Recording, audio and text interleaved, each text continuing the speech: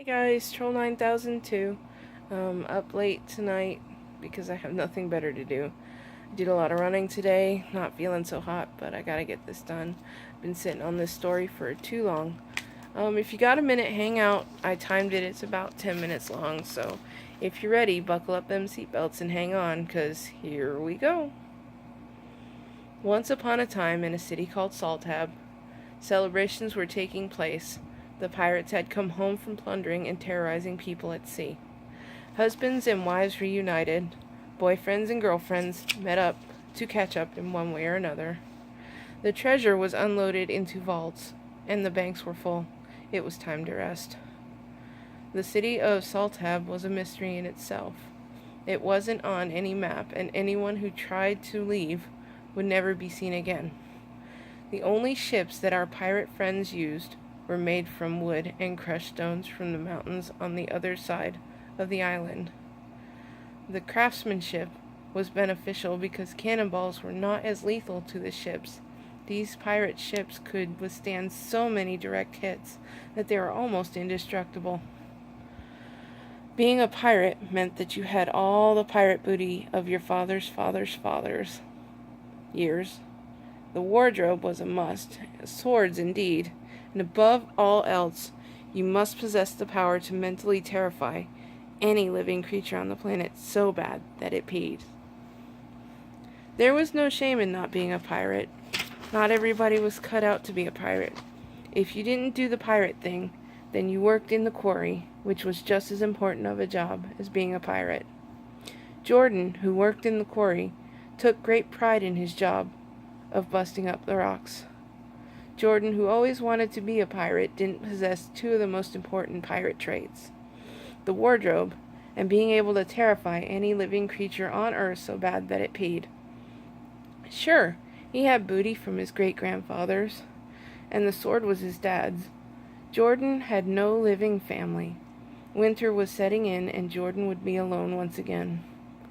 Sure, Jordan had friends, but they were all male, and couldn't give him the attention he wanted so desperately. Alas, every woman in Salthab was taken. Jordan pondered for a long time whether to leave or stay. Jordan sat by the sea on the dock after work one afternoon, just looking out, and a single tear rolled down his cheek and into the water. Later on, he ate supper by himself, sad and alone. The decision was made, so he thought. Next morning, there was a commotion coming from the dock. Like all the other people, he ran to see what was going on.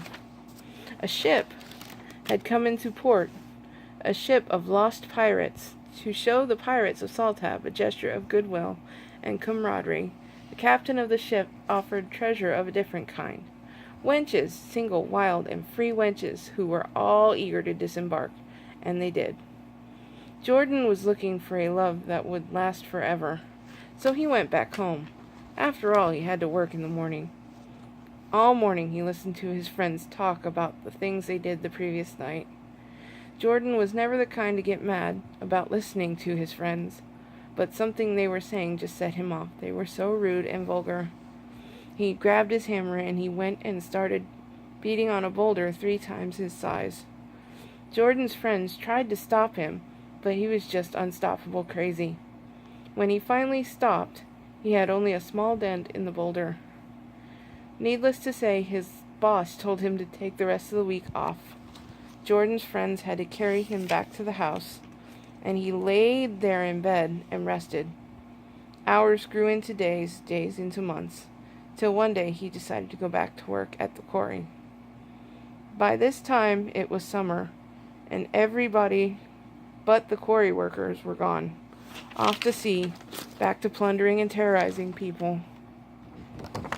Jordan steadily crushed his rocks. Then suddenly he hit a rock that made an odd noise.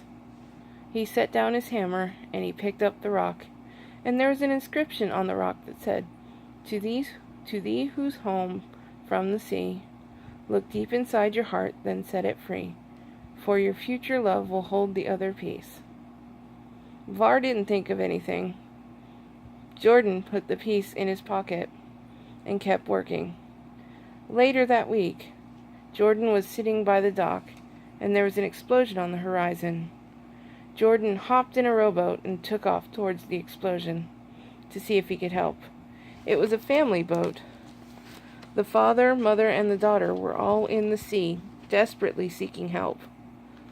Jordan scooped them up into the boat and headed back to Saltab. The father, who was named Alan, was so grateful that they were not eaten by sharks. The mother, Lindsay, was nervous about staying in Saltab because it was, after all, a pirate island. After settling in, Jordan was eager to tell the Guard family about his family. The night went on, and Jordan was done telling the stories to the mother and the daughter, so much so that they were able to be put at ease and rest. The father stayed up, trying to plot his next move.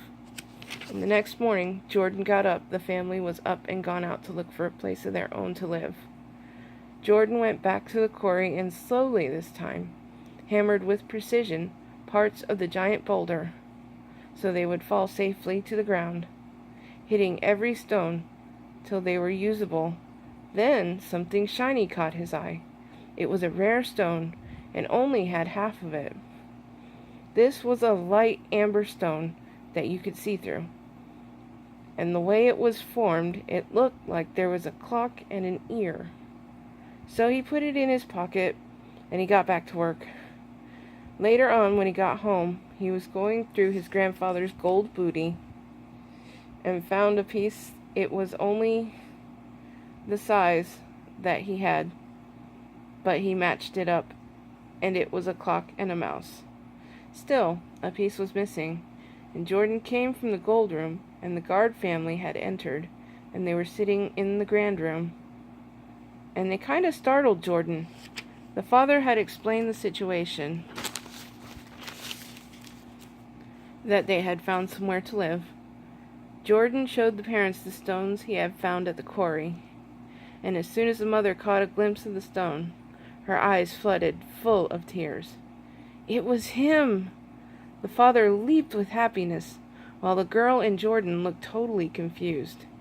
It was a square plaque with a missing piece in the middle. It was inscribed in gold, and it read, "True lovers be, only if pieces are found in a quarry.